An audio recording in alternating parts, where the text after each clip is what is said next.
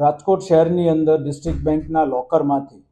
આશરે 1.25 કિલો સોનું અને 3 કિલોથી વધારે ચાંદીની ચોરીનું એક ફરિયાદ જે છે એ ડિવિઝન પોલીસ સ્ટેશન ખાતે દાખલ થયેલી. ફરિયાદી જે છે જય તળાવિયા, તેના ધ્યાન પર એવું આવેલ કે 6 તારીખના રોજ જ્યારે લોકર ચેક કરવા ગયા ત્યારે તેમના લોકરમાંથી કોઈપણ પ્રકારના સોનાના દાગીના જે હતા એ ત્યાં હાજર ન મળી આવે અને તેના આધારે તેમણે પોલીસને તાત્કાલિક જાણ કરી. ગુનાની ગંભીરતા,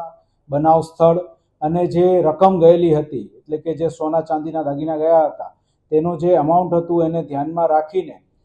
માનનીય CP sir Brajeshkumar Jha sir અને અધિક પોલીસ કમિશનર મહેન્દ્ર બગડિયા સરનાઓ દ્વારા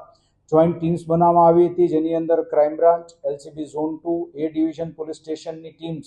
બનાવીને અલગ અલગ દિશાઓમાં તપાસ શરૂ કરવામાં આવી હતી. સૌપ્રથમ જે છે એ ફરિયાદી દ્વારા જે રજૂઆત કરવામાં આવી એને પરિપ્રેક્ષ્યને ધ્યાનમાં રાખીને લોકરમાંથી ચોરી કઈ રીતે શક્ય બને એ બાબતે અને વિવિધ જે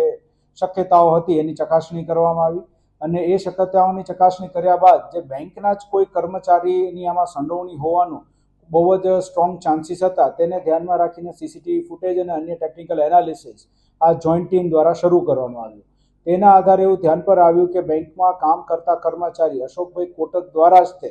25 તારીખના રોજ આ જે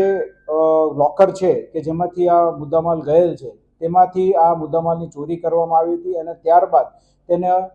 અન્ય લોકરની અંદર સંતાડીને રાખી દીધેલ હતો.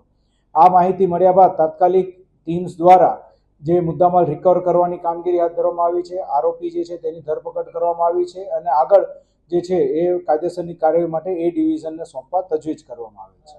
હાલ આપણી પાસે જે ફરિયાદ આવી છે તે મુજબ લોકરની અંદરથી 1.25 કિલો સોનું અને આશરે 3 કિલો જેટલી ચાંદી હતી. હાલ જે તપાસ જે કરી છે એમાં એવું આવે છે કે આ જે લોકર હતું એ છેલ્લે 24 એપ્રિલના રોજ જ્યારે એક્સેસ થયું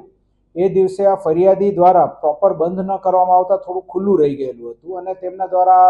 આ ખુલ્લું રહી ગયા બાદ ચકાસણી ન કરતા આ